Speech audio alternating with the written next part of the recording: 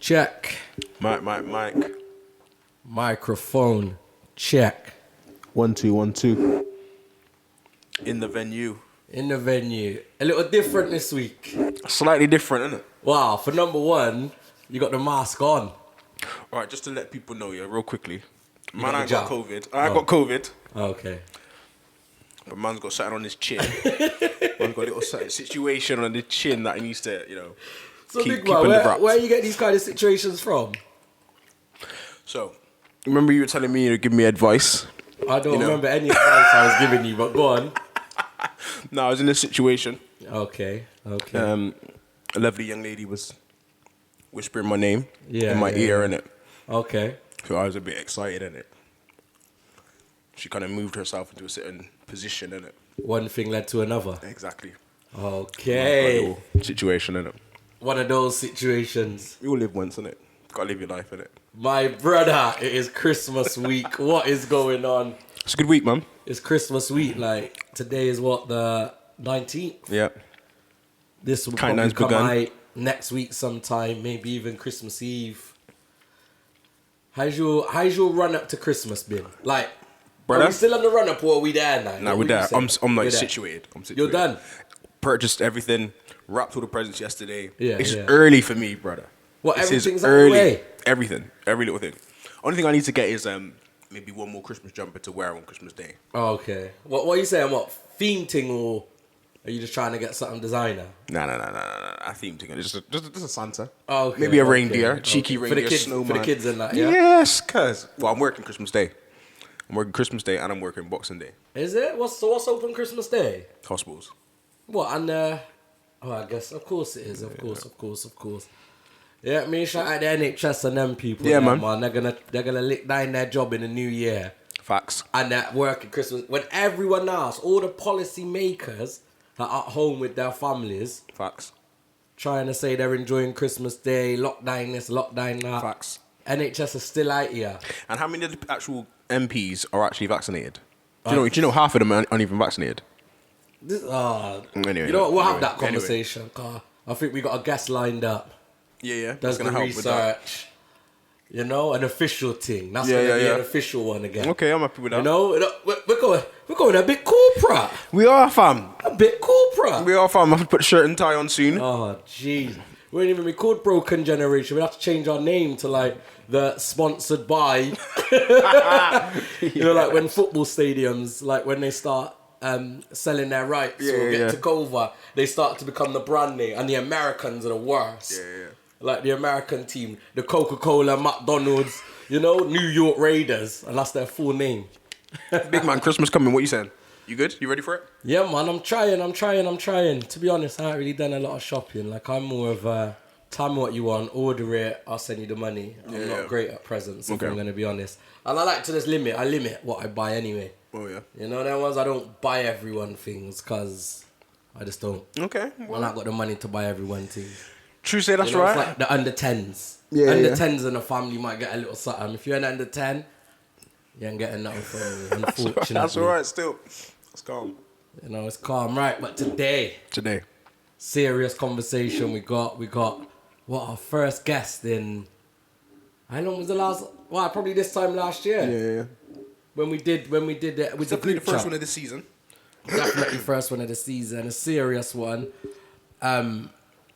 Unfortunate events of why we've come to this, even though we've been speaking for a while about coming on, but obviously news that shocked the community recently, the Gloucester community. So I think it's only right that we bring this guy on and let him talk his piece. Got some questions. I'm sure you got some questions.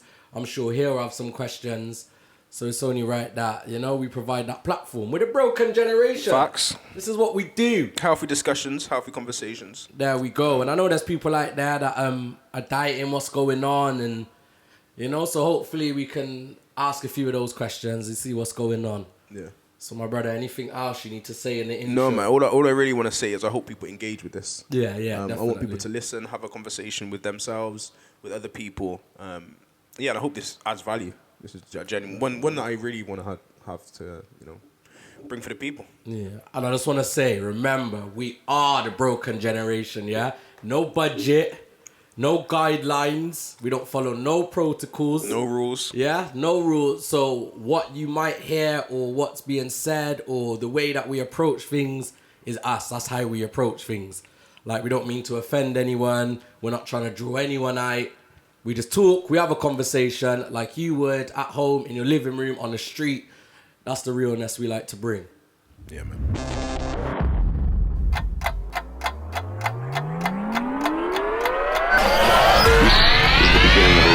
Welcome back, Broken Generation. What did we say? Episode 18? 18, yeah. 18. And as we said, we've got a very special guest in here today. To my left, you're just going to mash up the whole thing. Just like that, yeah? We're trying to be professional. We're supposed to be. Brother. Go on. We're trying to be professional. You're kinging and clinging and... So as we were saying, got a very special guest. Someone I've known a long time. Very long time. Yeah. And you know what? So I seen you in Tyne before we did the intro. And obviously the guys I was with, I said, he used to be my youth worker. And they're like, no way. I said, I swear down. Okay. So when I seen you... With the white... I've got his name now. The young lad. Yeah. Of course, can't mention names. And I said, Yeah. I said, that used to be my youth worker. All right, I'm not that old. All right. I was at the older age. Of course, yes. I was at the older age. Yeah. So welcome, Delroy. If you want to give yourself a little introduction, let the people know. Most people are going to know who you are. Yeah, so I'm Delroy. I am young. But I'm Delroy. As you know me, I'm Delroy, and I do a lot of stuff around Gloucester with young people, early intervention, mentoring, knife crime, and just trying to do my bit for the community of Gloucester. So obviously we've been meaning to get you on for a while. Like we spoke. I think we did. So is this the last one for the your program? No. Oh, I thought he was going to say the best till last, but that's fine. Sorry. You know what? It's going to be the last of the year. There you go. Then I'll take that. Yeah. Thank you. And I think I think I interviewed you years ago on GFM. Yes, you did. Oh my God. So it's been that long. And obviously you also helped me out with my uni project. We did an interview I found out the other day. Why? The interview we done for now you're making me. Is this like catch out the old man today? Because it's just like my uni back in the day. We're only talking a couple of years ago. Of course. The space of 3 years. We're in the last decade. But obviously we caught up, and today hopefully it would have been on better circumstances. But obviously as a community, everyone has to come together, and we want to just talk about a few things that happened recently. Obviously, we spoke before, don't want to dwell on the exact event because we don't feel that it's for us to dwell on it. I know you had a personal relationship and you have your own experiences with it, but myself and last name Henry don't feel that we want to dwell on that. But if you just want to talk a little bit about things that have happened and just where you see increase the peace or what you're doing at the moment, where do you feel that it is at the moment, like as today? Thank you, Dange. I think, to be honest, I don't think we are where we should be at this time, especially being the 21st century. And I know that going around the country and visiting other cities and towns and seeing what they're doing, I do believe Gloucester hasn't really, as we call it, woken up yet to early intervention and to youth provisions. I know we've had many youth provisions in the past. And apologies, just to let you know, if you keep seeing me looking to the left, it's because I got my son with me. So I do feel, Dange, that we still are not doing enough. So, as you know, recently we've just lost another young man to knife crime. I had the great pleasure of mentoring him and his brother at Seven Vale. I mentored Romani for nearly 2 years. He's a real cool dude. And I think cool or not, no young man at the age of 16 deserves to lose their life through a knife. Just campaigning, still out there trying to make a difference within the community. And it's about education, as I said to you earlier, that we're not doing enough. I still feel that Gloucester is kind of behind with the early intervention, with the outreach work. I was only talking a couple of days ago and I was saying, why is it that I can go out on the streets of Gloucester on my bike and I can come in contact with 50 drug dealers out on our streets, but I can't come in contact with a positive role model who's out there doing outreach or detached work or mentoring, Dean, and that's not the way it should be. Like you just said, we've got a problem. Gloucester knows we've got a problem. Drug dealers know we've got a problem, but they're not going to be the ones to be like, do you know, actually, I'm going to stop selling drugs and be a mentor. So we need these positive role models out on our streets. So if I could just ask, so I like what you're saying. Specifically, when we say we've got a problem, who are the we? I think that's important for us to notice, because when we talk about, or any kind of topics, when we talk about we've got a problem, we've got an issue, the community or the city is made up of people. So I think it's really important for every single person to feel that they are included when we say we. Yeah. Because Of course, yeah. We can't just point at someone else. Of course, yeah. So problem. no, you're right, Dean. And I think when I say we, I think as in like I look at the wider audience. I look at like this is not just one person's problem. You just said, you look at politicians, city leaders, people who are in local government, people who are in the council chambers, parents, teachers, youth workers, mentors. We're all a part of this jigsaw puzzle. We've all got to add our bit. So I say we, I'm talking i.e. Gloucestershire. I'm talking to people that live in Gloucester who feel like, oh, do you know what? It's not going to be my son because he goes to cadets, or it's not going to be my daughter who ends up getting involved in county lines or carrying drugs for a drug dealer because she goes to Brownies and whatever. Knife crime does not have an agenda or a criteria, and I've seen that, and I'm very fortunate, Dean, that I've travelled like to London. I've been invited to knife marches. I spoke outside 10 Downing Street.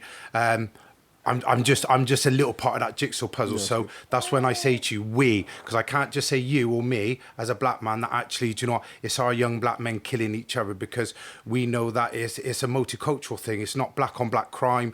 It's that young people don't have male role models. Now, I can only speak for probably 80% of the young kids that I work with who don't have their dads in their life.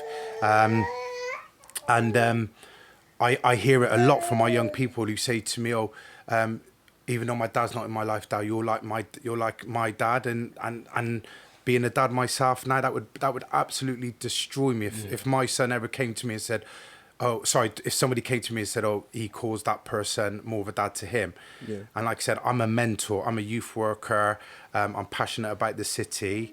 However, we need to collectively, they say strength in numbers. I don't want to create a gang or an army, but I know to win an army, you need troops. You need machinery. You need intelligence. And that's what we have to create to try and make Gloucester a better place. Because, like I said, now that I've become a dad, like that would absolutely. The day the incident happened, I went home and I held my son the closest to my chest that I've ever done. Just held him in, just shared emotions and feelings, because I've got a son now. And I think what I see in Gloucester now, 18 years on, 20 years on that I got into youth work, there's been so much changes. And I think what my son is going to see in 20 years' time scares me. So I hope that kind of gives you a bit of context, if that's right, Dean. As I said, I think when I say we, it's kind of like collectively. 100%. We can all have a part. Like if you do a jigsaw puzzle, you have to, as I said, some people start from in and out, some people start out from in.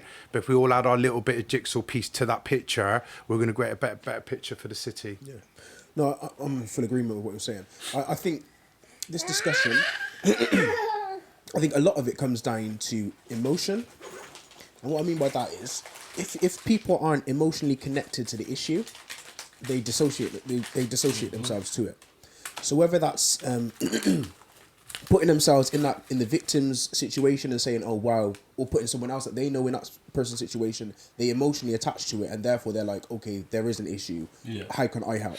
But there are some people, again, in this city who sit on the fringes, who may not see themselves or any of their relatives or family or friends in that child, in that person who's just passed away, or in people that look like him. Does that make sense?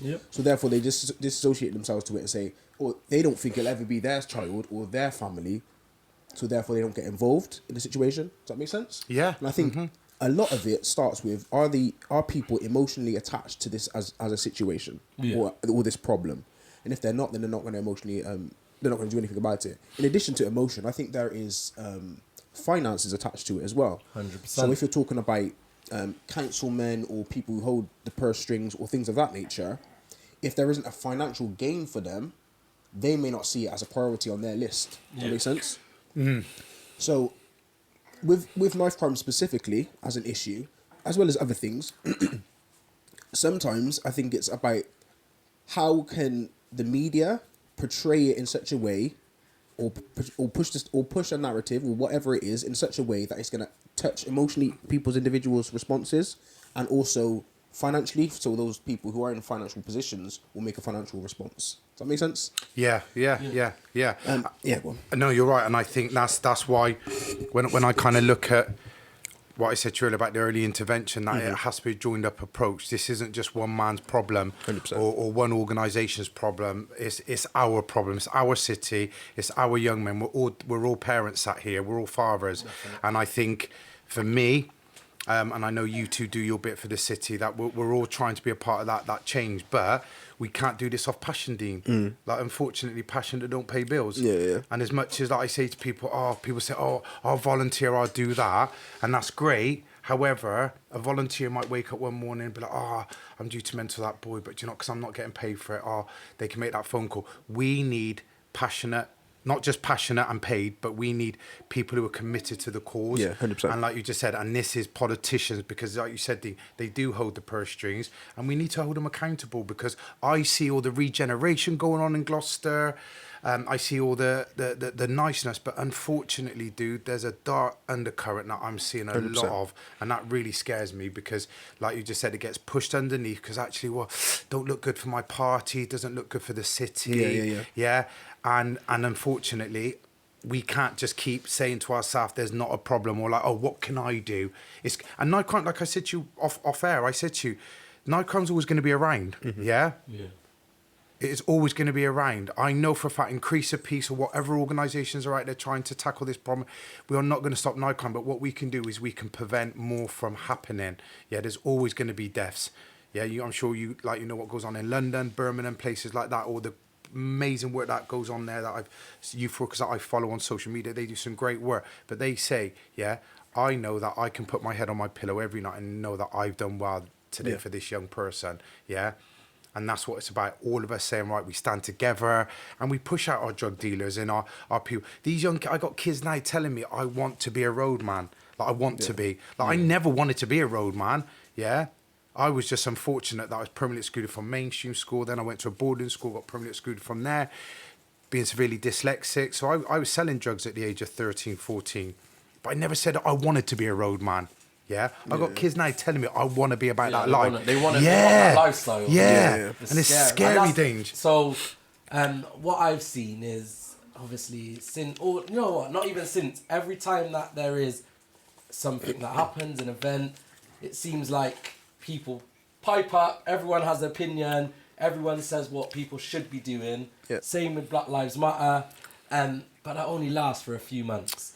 And this, for me, that's my problem. Like, I am so happy that people want to get involved and everyone wants to do their bit, but their bit only lasts as long, as you said, until the day they wake up and say, you know what, I'm not actually getting paid. But everyone has their priorities. I can never say you should be doing it, you should be doing this, because everyone needs to play their part. But it then takes for people to come together, like you mentioned, and support Increase the Peace, or support this, or support that, rather than go out and try and fix it by yourself for a couple of weeks, a couple of months, and then obviously it's hard. You're not getting nowhere. What I see with you and what I've seen with people similar is the problem is with the young people.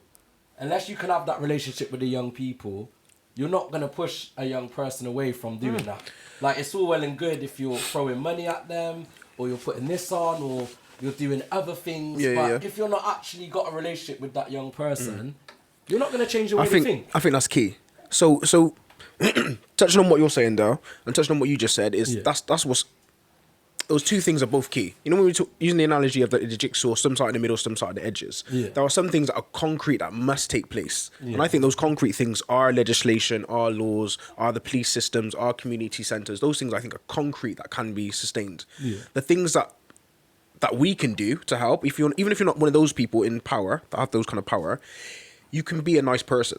Yeah. Does that make sense? You can discourage things that are negative. So you can discourage, if you know someone's carrying a knife, you can discourage them by saying, look, that's not cool. You're not cool because you're doing that. That's stupid. Yeah. Oh, you do drugs. That's not cool. You're not cool because you do drugs. And it's having some kind of, you can say hello to young people. Do you know what I mean? It starts somewhere, even if it's just a hello, even if it's just a, oh, hi, what you up to? Oh, you're doing this, you're doing that. Oh, I'm interested in this. If you've got abilities or an ability where you can say, look, I've got a studio, maybe I can give you 30 minutes every week or something like that. Do you know what I mean? There you go. And you are right, Dean, because I was talking about it at the park on Thursday when we'd done the thing for Romani, that people say, oh, what can I do, Dal? I don't think I'll be good at youth work. You don't have to be. You could be good at fundraising. You could be good at funding applications. You could be good at going out to businesses and talking about the work that Increased Peace does and getting corporate sponsors. Yeah. You can work behind the scenes. You can maybe volunteer at the youth club and run the tuck shop, or you could come into the building every week and clean the building, so we don't have to pay for a cleaner, so that money can go towards working with the young kids. This is what I was saying about the jigsaw puzzle. Yeah, is that, like you said, there's so many pieces that people can pick and be like, yeah, I can add to that. I can put that, and it is about creating a picture.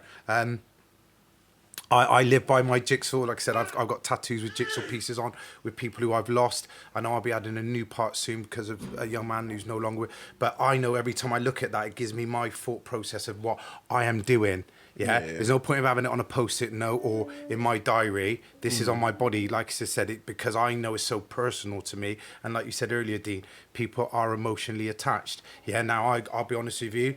As you know, I lost Jermaine 19 years ago, my friend, through a knife crime, where we lost Dotan. So I would say Increase of Peace wasn't set up off the back of Jermaine, yeah? But I would say it's been pushed even more since we've lost Dotan. Yeah. Because I worked with Dotan, he came to Parry Hall. I had a very good relationship with Dotan. So that just gave me that extra kind of kick up the ass, if you want to call it, to kind of push and do what bit I can do to create that picture. And with losing this young man this week, again, it's just even given me another boost of commitment, because we can't keep losing our kids like this. This, like I said, we're not London. I was saying it to somebody last week, and you might kind of understand this, because I know, like, my sort of, say vision, but my sort of strap line is, Gloucester looks up to Bristol, Bristol looks up to Birmingham, Birmingham looks up to London, London wants to be American. And that's how I see it now. I kind of see that drip feed of, like, do you see what I mean? And I got, and saying, going back to earlier when I got kids saying to me, oh, when I want to be a roadman, I'm like, so what does a roadman? Oh, it gets you respect. So I said, but you can earn respect. Yeah, but I don't want to earn respect. I want to get respect. And that's what scares me. Thinking, wait, what? So you think carrying a knife will get you respect? Whereas I know, you, as Free Saturn, I know there's plenty of other people who are doing some good work in the city, yeah? If anyone spoke about you two, I salute, because I know what you're doing, yeah? But these kids don't want to earn it, they want to get it. And that's the scary thing. Like, I know, Dean, if me and you were to buck up on the street and have a straightener, yeah, and you bust me up, it'd be spoke about for a day or two. You pull a shank out on me, yeah, your reputation goes from there to there overnight. And that's what kids want. And that's the scary thing that people don't say. Oh, is it really like that? I said, hear it from the horse's mouth. I took a young lad last week. You may have seen on my page about this knife that we found in the park in Kingsway. And Dean, this wasn't a park for sort of secondary kids. This was a children's park. There was no toy or anything in that park that resembled anyone under over 10. But what I did do, I spoke to one of the Gloucestershire Live reporters, and I said to her, why don't you come out with me and talk to the horse? She said, what do you mean? I said, hear it from the horse's mouth. So she met with one of my young lads in it was quite weird, because he said, oh, can we meet somewhere quite dark? And he sat in the back of her car and he told her what's going on. And she was like, wow. And she was like, God, I didn't know. And I said, but you wouldn't. I said, I can sit there every day, Dange, and talk to politicians and city leaders. But when you hear it from the young people, it's like, wow, it's going off. Well, they wouldn't say it like that, sorry. But yeah, you know what I mean, in the sense that, Yeah, and she was just like, "Why, Dan?" I said, "But I wanted you to meet this young person, to hear him from it about the postcode, about the ops, about this. You can't go to this area and whatever." And she's like, "But this is Gloucester." I said, "But this is the thing, Gloucester. What, the docks, the cathedral, the it's all, that's all nice. But like I said, the undercurrent is dark, Dean." Yeah. Yeah, and so I want to pick up on that again. Sorry. So being able to talk to young people, I know I spoke about it, but I think it's such a massive thing. And like you just mentioned, these people that are making the decisions don't have access to these young people. Like they don't. Like you said it, like it may come up on their diary. They come into the office today, oh, what we're speaking about today? Oh, sorry, there's been another stabbing. You're going to have to release a statement. They have no idea apart from what they're seeing. Yeah. And that's not good enough. Like, it's not good enough. It's not good enough that a politician, a police officer, a police commissioner, even a media person gets a name across their desk and now they're covering a story. But yet they don't know what's going on. They're not on the grind. They're not with these young people. Like, the amount of young people that say to me, "What, you walk down Barton Street?" And I'm like, yeah, like, I grew up in the... And they're like, "Oh, no, you can't really walk down Barton Street." And I'm like, "What do you mean I can't? This is going on, that's going on, there's this, there's that." And I'm like, "But it's Barton Street to me." But I have those conversations, so I know that. So when things come there, it's not a massive shock to me. Because I know the young people are fearful sometimes to go down there. You know, like, like, I work with some young people that are vulnerable. They're not about any other kind of life. And they're fearful to walk down there because they're like, this is what's going on there. And that's the area. And unfortunately, that's the area where the young man lost his life. So they need to be aware of this and they need to be there. Not there when there's an incident. Yeah, not after an They incident. need to be there today, There you tomorrow. go. Like, working in the community, of course, being about, yes. set up an office on Barton Street. Yeah. Put an office on Barton Street where you're facts, there, where you see it, where you see the deprivation. There you go. Because it's not just about, it's about money, lack of opportunities. There's so much more. Just going back a little bit, Danes, what you just said there. I've worked in, I won't mention schools, of course, but there's two surrounding schools that literally, if you stood on Barton Street, they could shout you from that school. Yeah. And I used to have teachers saying, "Oh, even when I leave school, I lock my car doors when I go down there." And they live on the front of this road. I got a young lad who in Tewkesbury who mum said, "Oh, she keeps hearing like, oh, I'd love to go in Gloucester, hang around Barton Street." Because he wants to be about that life. And it's like, wow, he lives in Tewkesbury, little rural Tewkesbury. Yeah. I want to go to Gloucester and hang around Barton Street. Yeah. And when I confronted him about it, he was a bit like, "Oh." And I said, "You want to speak?" He went, "Yeah." He said, "Because everyone in Tewkesbury talks about Barton Street." Wow. Crazy. Why? Tewkesbury. But yeah, so I think what you said, mate, that there can't be 24-hour police in there. But what they can do is, like you said, get the residents and, like you said, youth workers, mentors to just start thinking, do you know, actually our city and our government support us and believe in us. Yeah. Like you said, because I'm not being funny, Dange.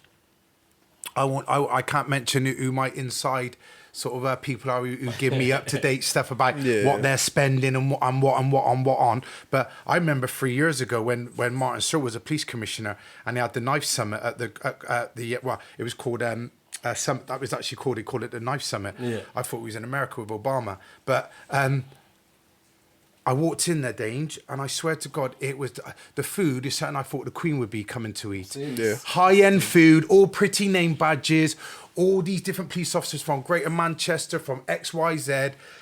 And I got invited, but I wasn't going to go. Because I thought, no, sorry, because it was on a school night, and I thought, actually, it affects my young people, so they don't get to see me sit. I know it's just going to be just a front to say, look what I'm doing, But then Bernie, my colleague, rang me and said, "Dad, they've asked for you," because I said, "Would you mind going and representing Increase of Peace?"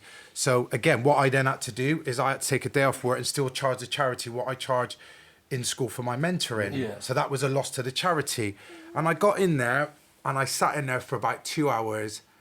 And I kept doing this, and I thought, I'm going to go in a minute, because all it was people from different parts of the country talking about, oh, we do it like this and we do it like that, but this isn't Gloucester. Yeah, and I think if you want to bring other people in to try and address a problem, that's wrong, because we've got people here who know what the problem is, and we're happy to not so much be able to deal with it, but to be able to look at it and think, well, actually, this is what we...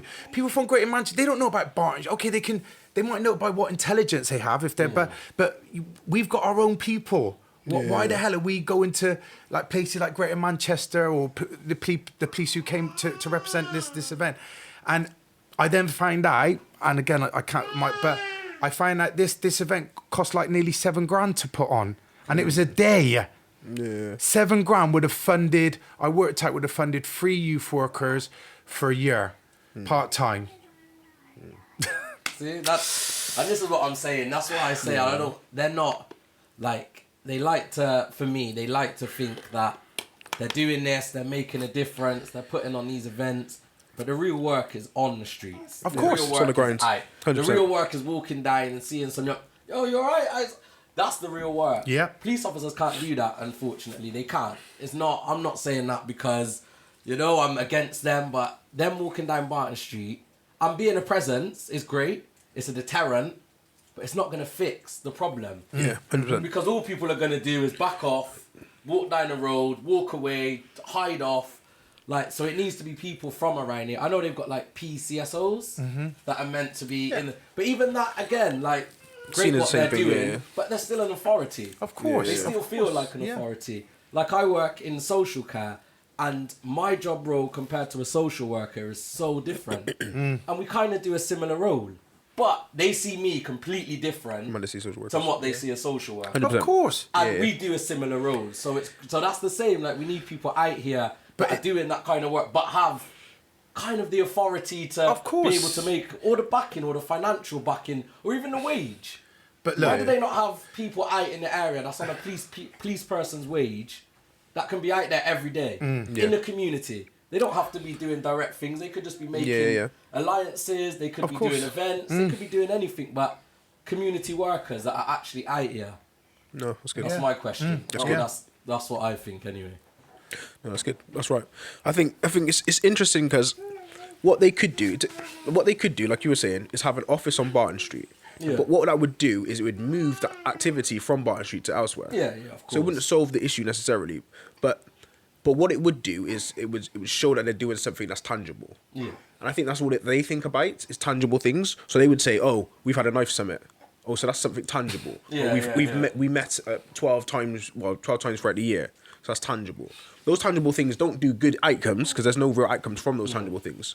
What we need or what we see is outcomes, and that's what we're desired from.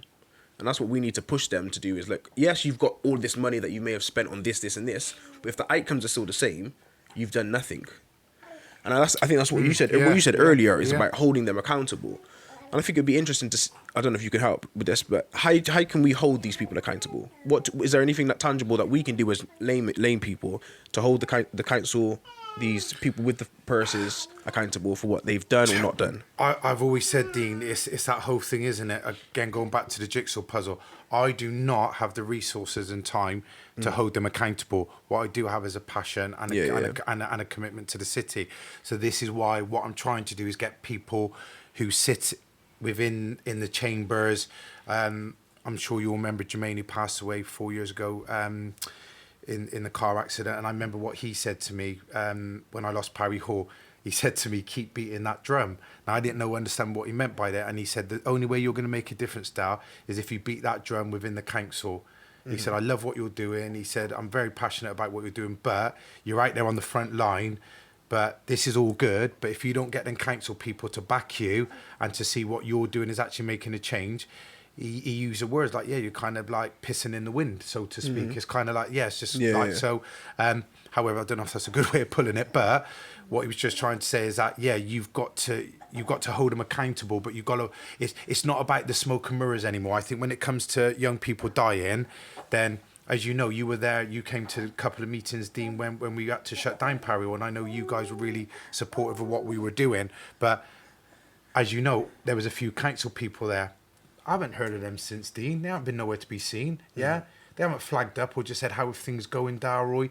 As I said to you, 140 kids we had to shut that door to, Parry Hall. Yeah, they don't all come in there at once, but they came in there on sessions. Yeah, and not one city leader or politician even rang me to just say, is there anything we can do? Please don't hesitate to ring me or whatever. And that's when I realised, and Dean, I was on my own. Yeah, because like you just said, if they don't have a interest, what was it you said earlier? Emotional interest or financial interest. If they don't, then it's kind of, oh, well, look, there goes Delroy again. And I do feel like that sometimes, Dean. I do feel like I'm kind of, just a bit like a broken stuck record. Oh, here Delroy goes again about knife comrades. But like I said. But we need that.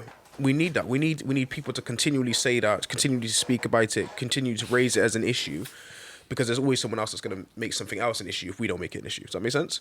Like at the moment, the media is all driven about COVID. And they're not going to stop talking about it unless there's something else of more interest to them. Does that make sense? Well, that's what I said to Dange earlier about kind of being an interrupter. And I think that's, for me, I think if we were to kind of look at, if you're happy to talk about this briefly, I know without a doubt, there was a political reason why my funding was pulled, because I'm too outspoken. I'm independent. Nobody owns Increase a Peace. Yeah, my title is Service Director, Founder, but nobody owns Increase a Peace. Yeah, all I can say to people, that is my baby. Yeah, but with any baby, it grows and it does its own thing as it gets older. That's how I look at Increase a Peace.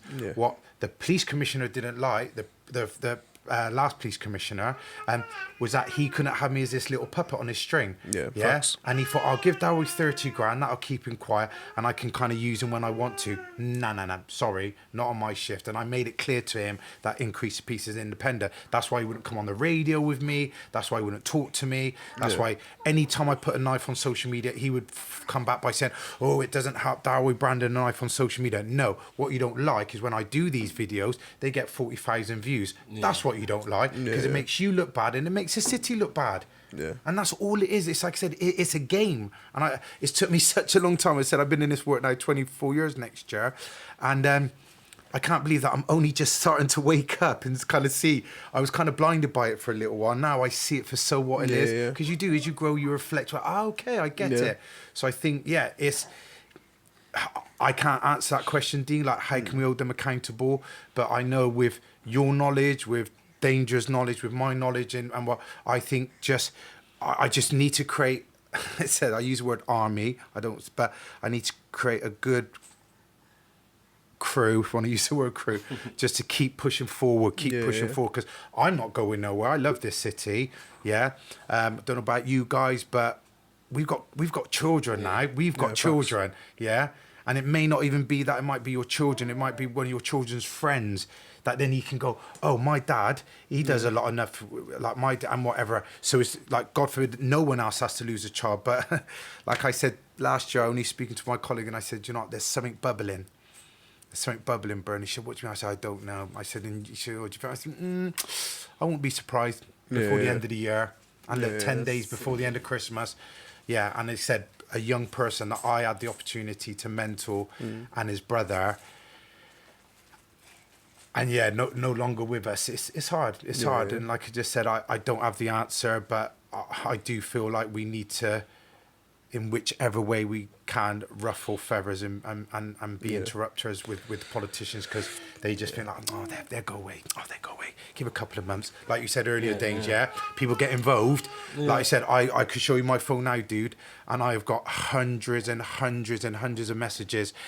And it's great. Everyone at the park on Thursdays going, oh, what can I do? Should we do a sponsored walk? I can do this, and it's great. And I'm not downgrading anyone who reached out to me, but I've heard it before. I've heard it before. There's only a key group of people who I know that I could I can't pick you up, dude. 1 minute. That I could actually rely on, who I know 100% that if things got bad, that I could just ring up and say, listen, I need you guys, and you'd be there in a flash. I could probably call on both of you for that if I needed that. But that's not enough. That's not enough. What's like, you got a job, you've got a job, you've got kids, I've got. It's like they need to be like, why, right? This whatever committee we call ourselves. Like I remember going back to Conscious Use with like Errol Patterson and Andrew Smith. Like they set up a project called Conscious Use. And when I seen KP a couple of months ago, I was talking about him and he kind of smiled when I said about setting it up again. Why not? Why shouldn't we have a key group of people called conscious youth? Okay, I'm not a youth anymore. I can call you, but yeah. So conscious men, conscious brothers, whatever. Yeah. And we meet up once a month, and we sit down and we talk, and we make progress. We make progress rather than just like you said. It's great coming on the show, and like I said, I feel honoured for you to ask me to come on the show and stuff. But what's going to happen after this? Yeah, 100%. 100%. Yeah. And I think that's obviously we speak a lot about different things, and I think that's one of our problems is. Like, what happens next? It's all well and good. The BLM marches were great. But where are we now? What's come of that? What's happened next? What's happened for our young people in the city? I don't know. Maybe I'm not seeing it because I'm not I used to be because I'm a family man now. But what's changed for the young black boys in the city or young black girls or young black people in the city? What's different now from everything that happened back then? I'm not sure. Maybe someone could come and say, yeah, this has happened or that's happened or this has been set up. But like you said, has there been a committee set up? Has people stepped up and said, all right, as black leaders in the city, this is what we're going to do for the young people? I don't know. It may have happened, but I don't see it. So if I'm not seeing it and I'm someone that's asking about it, how is anyone else accessing it? I see. One thing I know when I look at history is that there's always, again, not always, but oftentimes... when things happen, there's like a leader that stands up and gives direction. Yeah. And I think oftentimes we don't have direction. So there's people that like I said previously, might be emotionally attached to a situation but don't physically know what to do or literally know what to do. Yeah. And if we had committees where we could discuss and say, okay, these are key things that need to take place, smart goals, specific, measurable, attainable, reachable, time-bound goals. I did a little bit of studying. That we know what to do next. And like a lot of the thing is that we've got a lot of emotions and we know that there's something needs to happen, but we don't know the specifics of what needs to happen. So if there was a leader or leaders that could stand up and say, okay, this is what clearly needs to happen. We need 12 key workers that are going to do this in the city. These are where they're going to patrol. These are the dates they're going to patrol. This is how much money we need. That finances can last for a year. This is what we need. Politicians, councilmen, business owners, whoever you are, churches, mosques, anyone that's got money, this is the money we need, and this is actively what we're going to do. And then from that, we can say, okay, we need something in this area. Okay, to fund a building in this area, it costs this much money. To rent it or to own it, it costs this much money. What can we do? Are there any buildings in this area that are not being used? Yeah. Who owns that building? Can that be given for this specific purpose? Does that make sense? And I think because I don't physically know what to do, literally know what to do. But if someone else does, and they could say, okay, Dean, do you have specific times in the week where you're available? Yeah, okay, maybe I have this time and this time. These are what you could do on those times. So I mean, I think we need specific. What can you do? Even if it's just Dean, right? When you wake up and you see a young person, just say hello to them. Give them a sweet smile. Say hello. Do you know what I mean? Yeah, that's important. Measurable things. And you are right. And I think this is what I said about holding them accountable, because I feel Thursday, so woke up, okay, pilot mode, etc. When it went to the park, did what I had to do for Romani. But isn't it a shame, though, Dean, that I had to go to a park, where young people gathered, where there was people drinking, doing drugs, and hold a blessing of that young man's life under a bandstand. I had to ring at the council and ask them to turn on the lights. Yeah, the toilets didn't work. Yeah, so the guy come over and said, just to let you know, the toilet's right of use.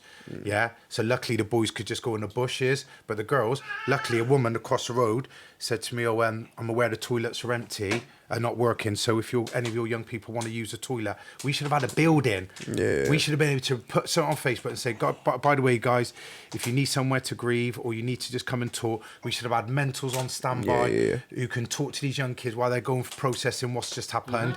We shouldn't have been in a park. Like, I'm not being funny. If it was raining and hammering it down with rain, the kid, that couldn't have happened. The candles couldn't have been lit or anything like that. Do you see what I mean? It's wrong. 100%, it's wrong. 100%. It is wrong. And that's what I keep saying is that the only way we can, like what you just said, going back to what you just said, is if you feel like actually we can all, like you're saying, actually I couldn't, like, I don't know, donate 10 hours a week to do it. But if you knew, do you know, actually, Dal, on this day and that day, I could come to the centre and maybe do a bit of mentoring or take little I was going to say the name Dean then, but call him Dean. Take Dean out for a couple of hours, and we can say, right, Dean, here's £20. That's the budget you got. Maybe take him to McDonald's. He's just lost his dad, or we heard that dad's gone to prison. Them 2 hours, Dean, that little 2 hours of intervention could literally change that young man's mindset about which road he continues to go down. Yeah. And that's what I'm saying, is that it's not all about... There was a lad on Thursday who... because we got the increased piece wristbands, and he went, how much did I said £1. He said, I've only got 20. And I said, oh, don't worry about it. No. And he just put the £20 on the side.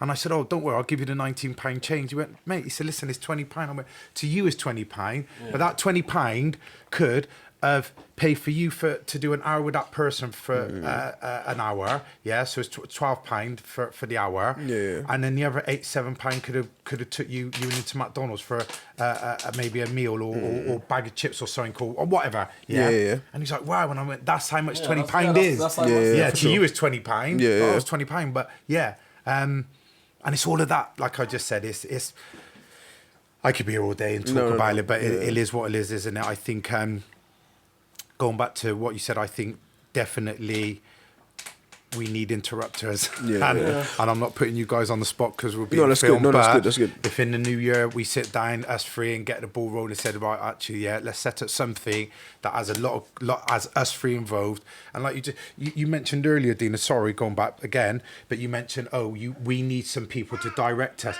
And that's like an army. You don't just go out and fight a fight. No, you get intelligence, you get your commander, right, Dean. You going out there and you're doing that on that. Okay, we're not creating violence or beef within the community, but we need our own army. We need our own army. And it sounds a bit like, they're creating an army. Yes, we are. You think you're not an army?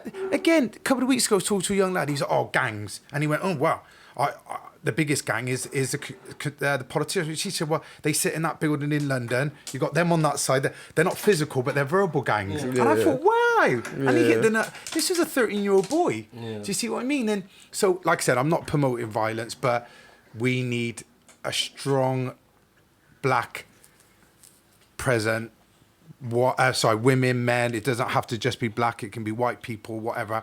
But we need our own crew. That's what I'm going to use. I'm going to start using the word like. Just came to my mind when you said we need what's the word you used? Interrupters. I mean, it'd be good for us. Like, I know that a lot of people are on social media, so you can find out who are your councillors, or who are in government, or who are the specific leaders. Most of them, I'm assuming, will have some kind of social media presence. You can call them out on social media. So, okay, Richard Graham, a name I really love to. I love screaming out a few times. And just and holler at him and say, literally, what have you done that in regards to this situation? What are you planning to do in regards to this situation? How is the funding of Gloucester Council, or whatever funding he holds, being affected? I was told, now correct me if I'm wrong, that the councillors, each councillor has £40,000 for the next 2 years to do something with it. Yes, they have their own. They'll get their own individual. And we should be asking, because there's so many in Gloucester, of course, what are those individuals doing with that 40 grand? Yeah, of course. I think they got 24 months to spend it, or something like that. 24 months or 12 months, I don't know what it is. And literally saying, what are they doing with those money? So my encouragement to anyone that's watching is to Google who your councillor is and message them, put it on social media if you want to, whatever, and find out, email them, their numbers and even their home addresses are online, and tell them what are they doing with that 40 grand. Or even some of them probably got more, I don't know. And I think the problem is for the everyday common person, they're gonna come back with such a political answer. Of course, Like I was gonna ask you your experience. Like if we had a politician, if we had Richard Graham here right now, and we asked him these questions, we're not gonna get a response. We're gonna get a very political, something that's been rehearsed. Listen, there's no emotion attached, which we said before. He'll see this and say, "Oh, I've got an interview." They're gonna ask, "Right, let me get my stats ready. What are we? Right." He's not gonna come and be like, "You know what? We need to do something. Tell me what we need to do, and I could take." He's not gonna say that. Yeah. Look at the trust centre when we launched YPP. Yeah. Richard Graham rang me. He says, "Sorry, Dad, I can't make it because I'm in London on that day." Yeah.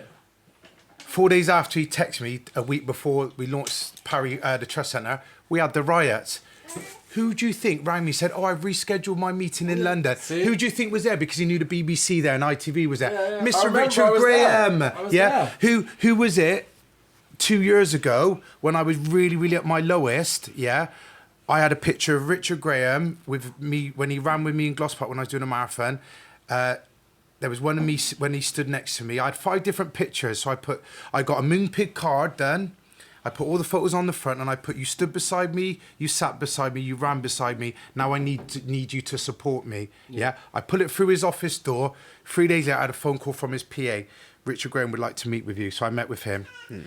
He sat there for 2 minutes.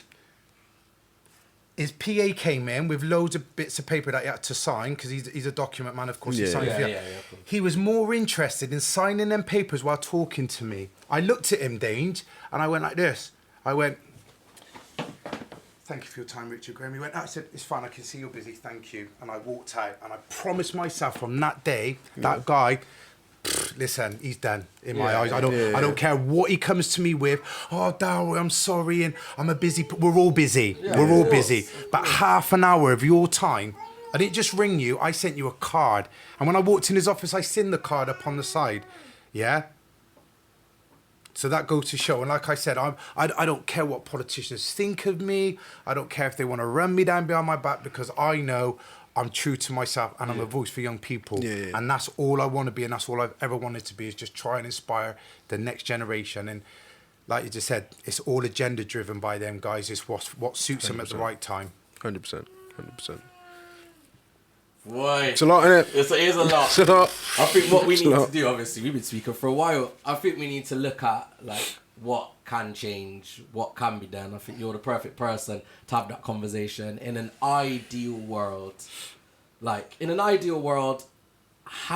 are we going to make a difference? How is everyone, not us, how is everyone, anyone that's listening to this, anyone in the community, what can be done to try and, because we're not going to make a change, you said. Knife crime's going to be here forever. Oh, God, yes. Yeah. Like, it's going to be here forever, but what can be done? What should people be looking to do? What can someone, the average person, wake up tomorrow, today, when they listen, and say, what can I do to support? First of all, I will say, it's Christmas in 9 days. Oh, yeah, yes. Sorry. No, not even 9, 6. No, 6 days, sorry. 6 days. That's what, So I would just say, enjoy Christmas, but I'm going to be putting a post out on social media in the new year. And I'm going to arrange a meeting at either the Guildhall, GR1 is going to be called Bring and Share. And I just want key people who want to make a difference to come there and actually, I think the thing is, Dange, we can talk about it. We can, like, this is great. And I hope this reaches out to a lot of people. And I'm sure you've got a lot of followers, but we need to keep doing these. Let people know that they're talking all the time. They're talking all the time, because that's when people start to be like, wow, like, we're getting some bad press. I've heard people saying to me I've rang Richard Graham, I've emailed him, and that's great. Keep smashing at his door. Not literally, guys. But keep knocking that door, I want to meet with you. I want to meet with you. I want to meet with you. Because the thing is, he would just be like, okay, like you said, about going back to the Black Lives Matter and George Floyd. I got invited to that, Dange, to Gloucester Park. Now, at that time, Harry, who I mentor, I was building him that shed, and I had loads of people around coming to put stuff in and stuff. Anyway, and I was going to go, but I knew what it was about. I knew it was a moment for people to be noticed. And I ain't mentioning names, but I know the people who spoke there. And I know I've got a photographic memory, because I wouldn't say it was immature of me, but I just asked someone I said, when they want to talk, just let me know who they are and send me a photo. I know 4 of them people who spoke in the park are not doing nothing now. Yeah, it's all good being stood there going, yes, I'm here, getting on one knee, put fist pump in the air. That's great. And like you said, unfortunately, that young man is no longer that man is no longer with her. But what movement? Because this is what I said to one of my colleagues. I know I'm making changes. Me going to the park, I said, I could have took an hour out of that day. But I work with young people, so this young man gets affected by somebody who, I didn't know, and I understand it was a movement, and that's a never conversation about that. But I done my bit. I know what I did to show my support of that movement, but I just didn't feel it was right for me to go to the park and see all them people talking, and now they're not doing nothing. So when I see them, I'm going to hold them accountable. I will say to them, there's 2 of them that I have seen. There's one who I really want to see, and I will say to them, so I seen you was in the park. Can I ask you, said, what are you doing? Been really busy, and this is coming up. You shouldn't have said nothing then. Because if you can't do, don't talk. Hold your peace. Yeah, that's good. That's good. That's good. Do you know what? Do you know what I did hear as well? Someone said, "Oh, where was Dow?" Oh, look. Like, where was why? And I thought, but why does he need to be here? Like, why do you need to be here? Why is it like credible if Dow's it? It doesn't. Like, you've got so much going on. Everybody was saying, every day. Oh, Increase of Peace should have been here and whatever. We are not a political. I've been asked to go. A year ago, we were asked, "Oh, you should be out in Syria with your tent. Increase of Peace." I said, "We." I was like, "Wow!" I said, "We are not a political charity. We are a youth charity. Increase of Peace is about peace within our young people. It's not knife crime. It's not gangs. It's not, and it's a peaceful charity. We try to bring peace to young people who are disenfranchised. Now I know." One of my colleagues said to me, he said, "Dab, loads of people, Dab, he should have been here. He represents Gloucester. He's a pillar of the community." There or not, I'm still a pillar community. At the end of the day, I'm a doer. If I was sat in a pub,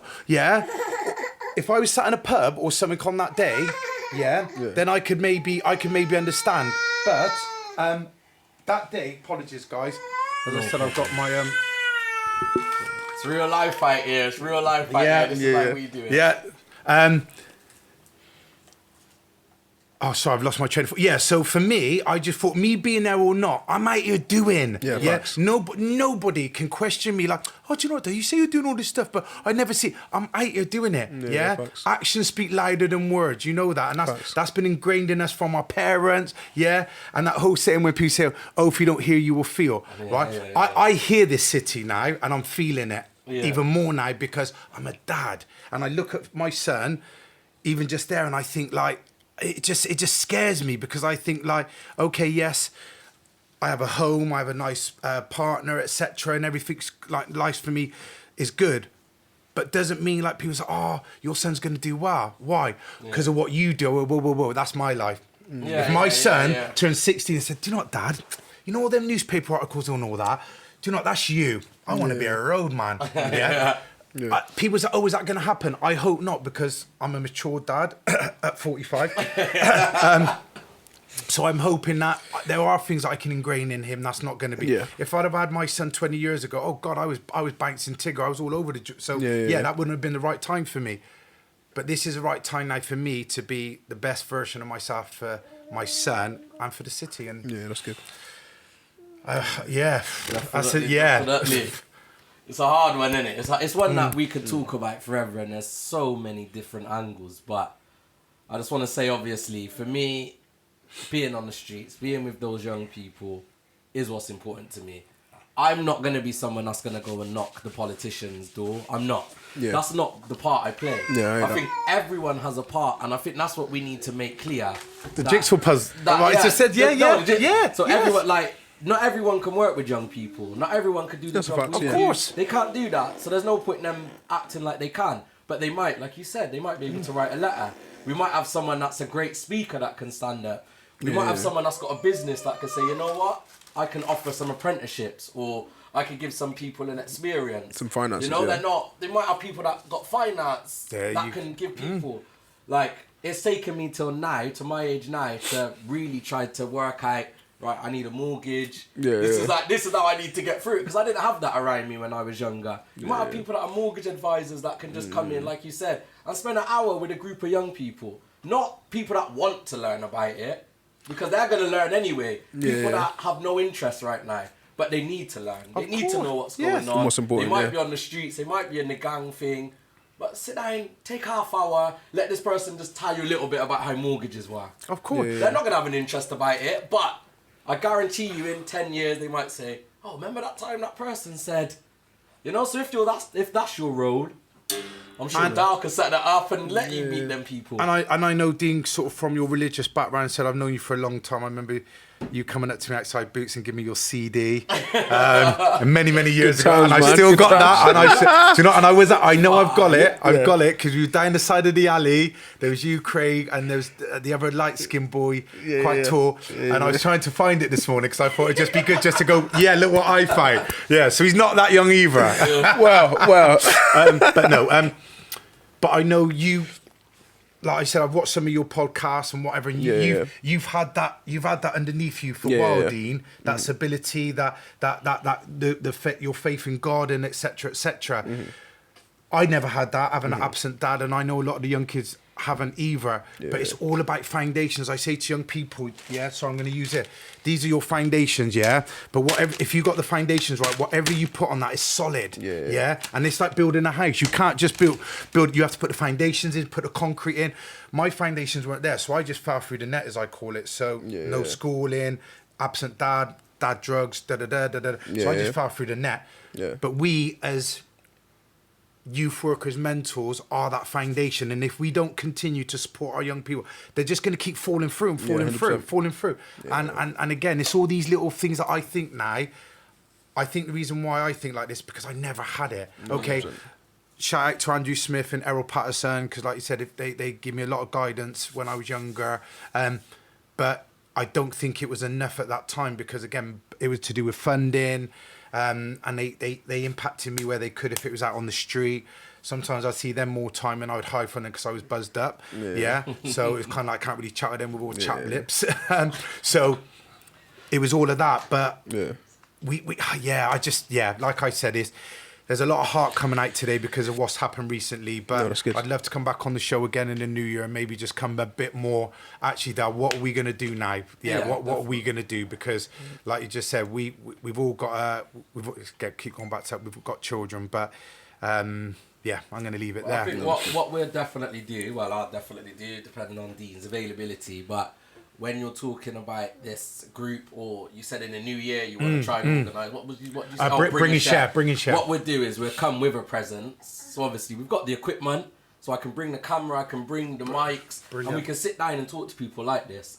Like you could talk, Dean could talk, anyone could come, and we could just have a conversation. Definitely, Make it an hour, 2 hours throughout the day, and we can sit down and have conversations with people. I'll be honest with you, and I'm saying it now, and I'd love that just because I've comfortable you made me feel. I think this now, if this was in front of an audience, I do believe people would be like, why?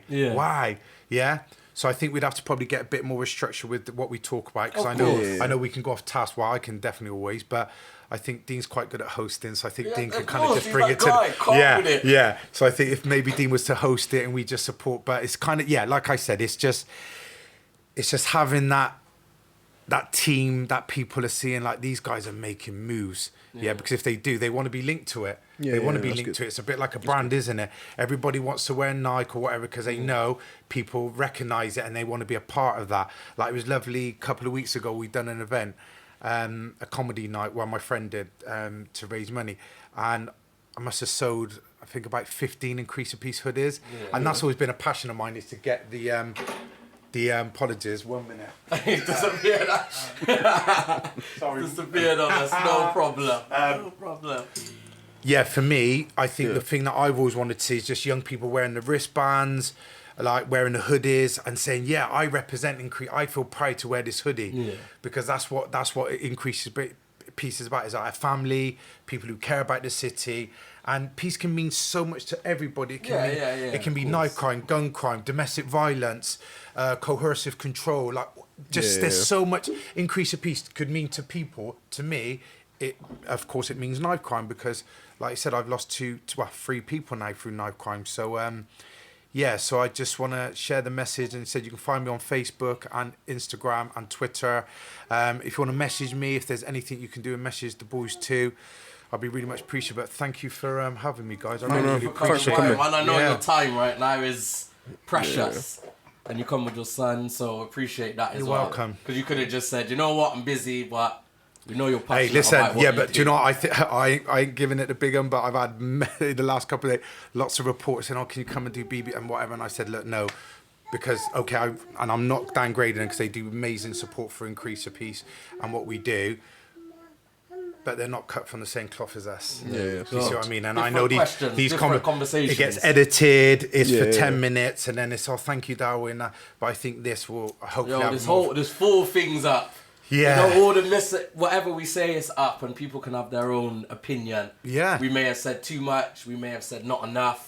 But you know, we always invite people to feedback and let us know. Yeah, for sure. And obviously, you gave your social medias. We'll pull it up. People can get in contact with Yep. you.